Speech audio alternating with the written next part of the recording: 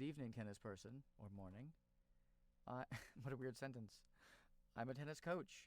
So today I'm going to be watching a 3.5 men's singles match. It's 3.0 actually, come to think of it. And the person put this up saying they got their butt kicked and they asked for pointers, so here I am. I thought I should oblige.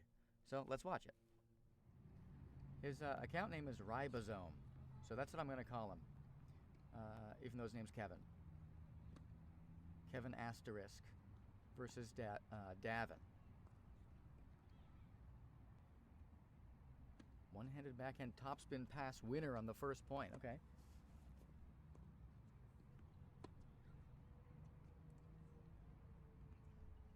Nice depth. It's pretty solid rallies to start off the point, or start off the match. Okay, not the best backhand volley, but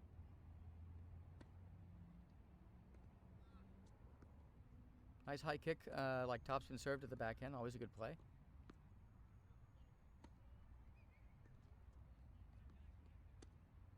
Could prep a lot earlier. That would help. Ooh, the backspin threw Davin off. Keep that in mind.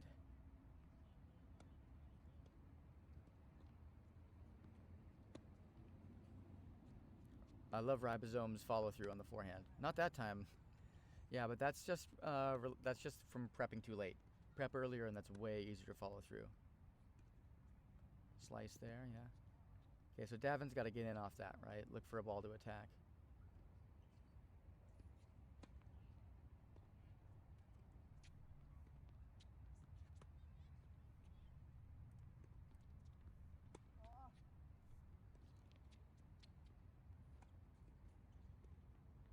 Davin's got some serious foot speed. That was a nice pass.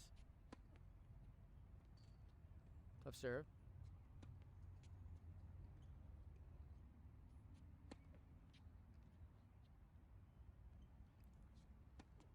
I really love the way Davin is getting the toss inside the court on the first serve. It's helping generate some pace.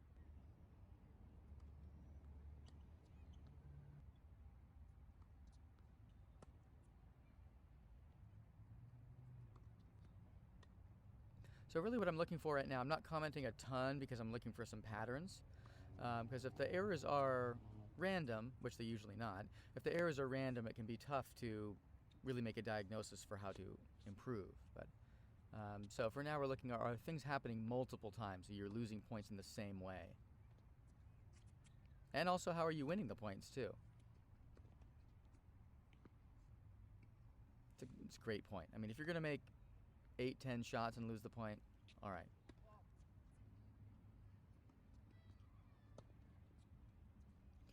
The pattern I'm seeing the most is this late preparation. Yeah, you got to play 2 on that. Please, just play a lead.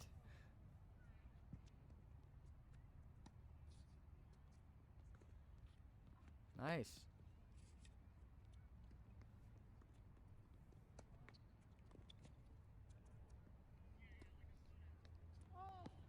Okay, great point. Super good point. One thing that I love that you did there was something that's really effective against people with a lot of foot speed, which is to play behind them, right? A lot of times the recovery is so quick that if you make them change directions multiple times back to the same way as they're recovering, it's going to wrong foot them and tire them out as well. So that was super smart. Nice play.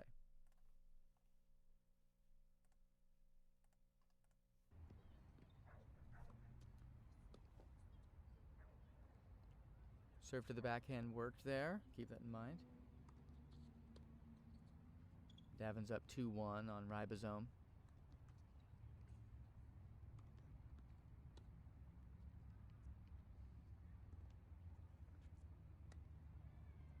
I really love your forehand. When you prep early, you make a good contact point. No, play 2. Please. Just play a let there. For the love of God, please just play a lead. Great depth. Way to move forward, too. Yeah, you were clearly looking for the short ball there, which is smart because you pushed him so far back.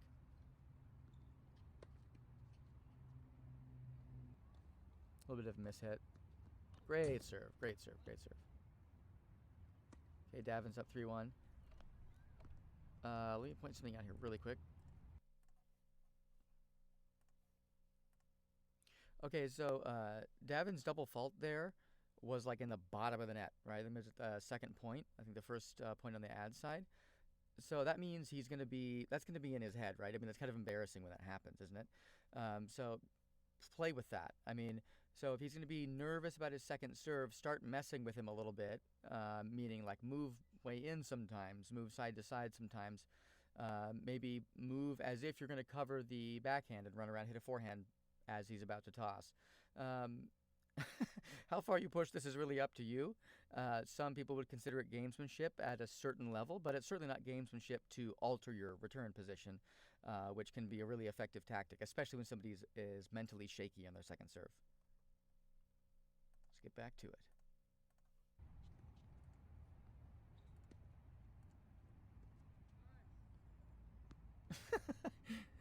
Davin's had enough. Guys, he was very frustrated there, understandably. Yeah, your preparation's just late there. I mean, so your racket should be fully behind you. Like, there was pretty good. And so yeah, that was a great preparation. Your racket was completely parallel to your body by the time his shot crossed the net. That's what you want. See, there was much later. Your contact point is later, so you hit this kind of flubby short ball. So I can tell that you're focused on the follow-through by the way you're really committing to this, even when it looks unnatural to get over by your left ear. But the adjustment comes earlier. It's good that you're forcing the follow-through, but the adjustment comes earlier. When you're late, then it's unnatural. When you prep early, your contact point's early, and you do that naturally.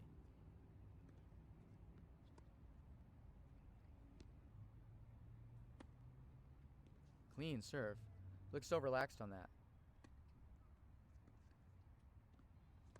Play two, please. Yeah, you gotta play a let on this. It's crazy. One, just the risk of injury, and two, it's so distracting.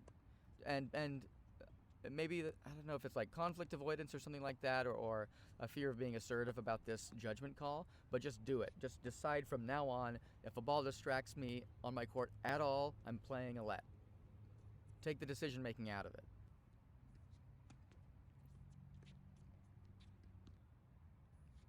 Maybe a grip thing? I mean, to miss by that much. I don't know what's going on right now. This is a flurry of activity, and I can't tell if these are double faults or what's going on. But Davin's footwork is great.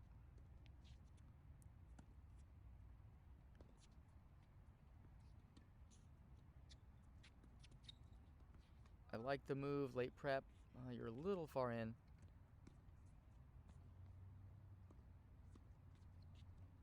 Big swipey volley. That's a lot of spin to deal with. Let me go back. Let's go back and do that point again. Okay, I said a lot of stuff in a really short period of time. Yeah, this is a few points ago. Oh, this is the flurry, I think. These are double faults. Okay. So about this move into the net. Yeah, great forehand.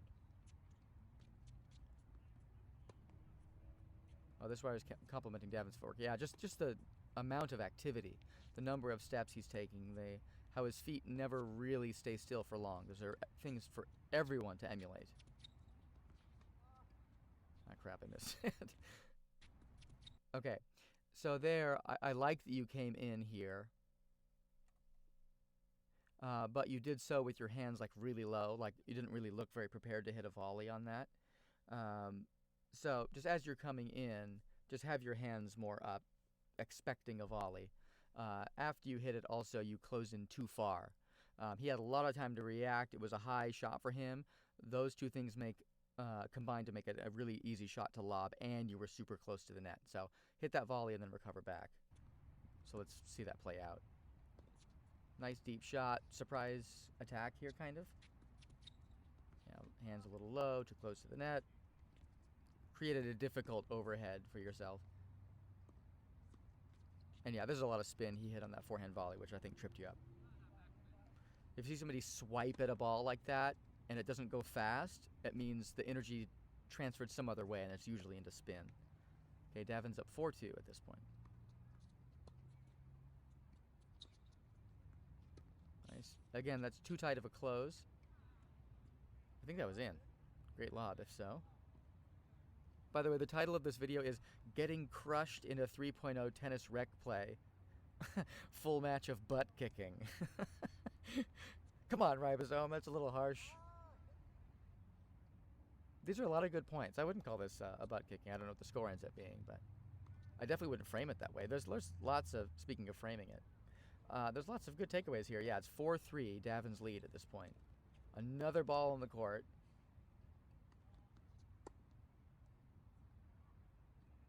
And these are just the highlights, right? I mean, this is a condensed 50-minute match, and we've seen how many, like about 5 or 6 balls roll onto their court in the first set, so who knows how many actually happened.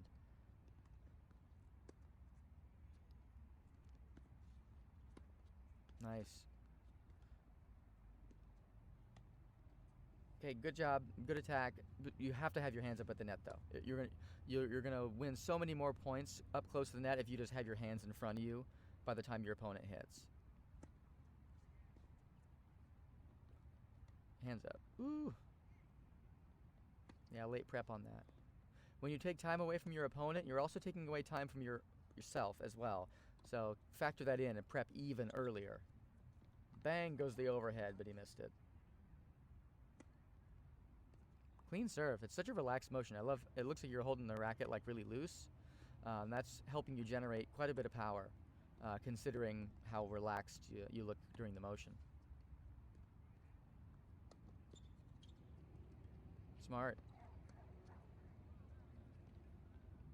It's a really awkward situation there. I'd probably just go back middle. But, yeah. Okay, so Davin won that set 6-3.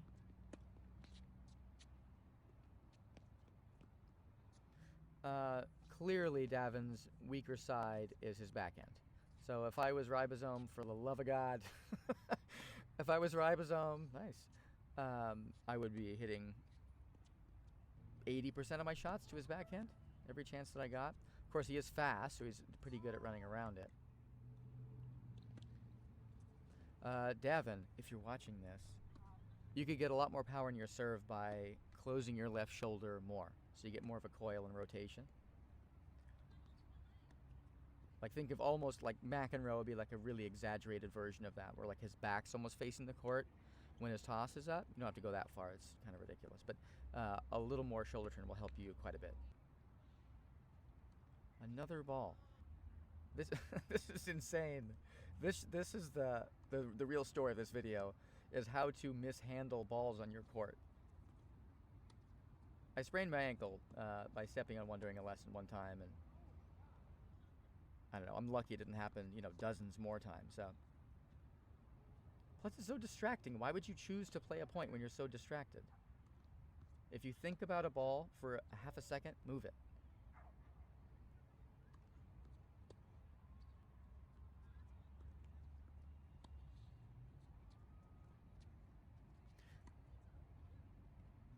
Yeah, again, a little awkward kind of short ball. So those are weird shots because, you know, you don't practice them much. You know, even if you're taking a lesson, they're not often, maybe it's a good reminder to do it more. I know as a pro, I don't often put people like in no man's land like that, and like these off-speed, goofy shots. So maybe set a ball machine to give you some of those, because they're giving you some trouble throughout this match. Ribozyme. Yeah, just a slow floater, maybe halfway between the center line and the service line, or center line and the sideline. Nice backhand. That was great. Really good backhand, good positioning. You were just like a step inside the baseline looking for the short ball. Davin, the ceiling on your game is very high. You move great.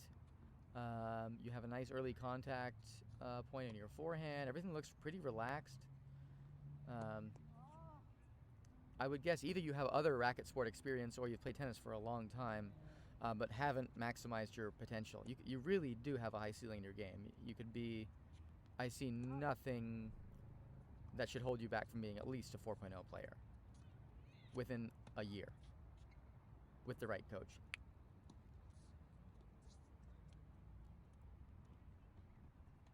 Oh no. Okay, so that's That's Ribozyme's point. I don't know if they know that or not. Timeout! Okay, so let's go watch that again. So if you... Is it right here? Yes. So if you touch the net before the ball has bounced twice, then you lose the point. So let's see. I mean, this is exactly what happens here, right? Yeah, he hits the net as part of his follow-through. You can't do that, even if you reach over the net. I know this is an exception, that when the ball comes over the net, it can bounce back on your own side. The opponent can reach over and hit it, but they can't hit the net structure at all. So Davin lost that point. I'm not sure how they counted it. Yeah, Davin, your extension of your serve is so good. That's Ribozyme's point too, but, you know, depending on the level of seriousness of the match and how big of a D-bag your opponent is, he may or may not count that against you because he caught it before it landed.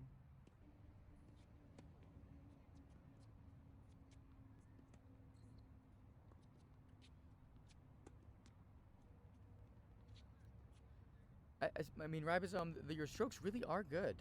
You have nice topspin on both sides, really smooth. It's not a tense or like constricted sort of stroke. It all looks pretty good. What I see is a lack of commitment and a lack of confidence. I think you need to hit way more tennis balls, and you will improve quite a bit. And continue to play with people that you think are too good to play with you. Because based on your reaction to this match, saying getting crushed in a 3.0 match, which is not really what happened, but that's how you're framing it. I think if that's kind of your view of your game, then you're probably not playing with players up to your level. I bet you're playing down a lot, because that's what you think of yourself as, a worse player than you are. So start playing with better players because you deserve to play with them. And play with players worse than you, knowing that they're worse than you. And get out with a good pro who can help with some of these things like spotting your early preparation stuff, to give you unusual, like that's such a great forehand. You move back, inside out, good looping topspin. That's a bad target. Just go straight down the middle. These aren't really complex issues. This isn't a rebuilding of your game. It's just tweaks, consistency, and number of balls hit. Some strategy stuff as far as positioning too. Great point, great point.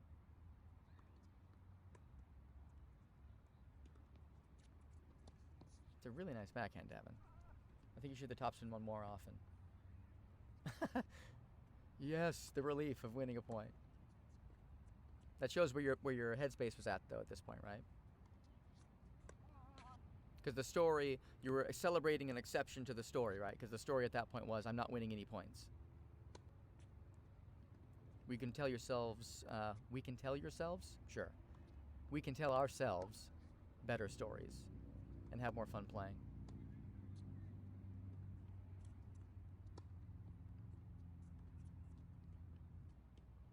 That backhand was like all arms.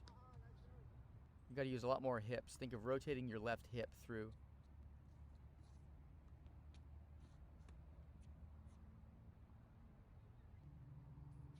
Nice dismount. Yeah, the backhand looks really shaky now. Like, it's pressure time and another story. The story in your head is my backhand can't take it, maybe? And it's just a tense moment.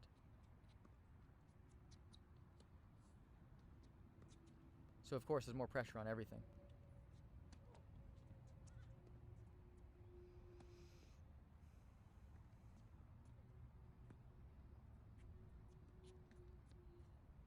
Yeah, that slice got you again. Another thing a pro could emulate for you, right? Request. Okay, so Davin won 6-3, 6-3. That was a good match. I enjoyed watching that. Yeah, so there's so many good elements to your game, Kevin. Ribozyme.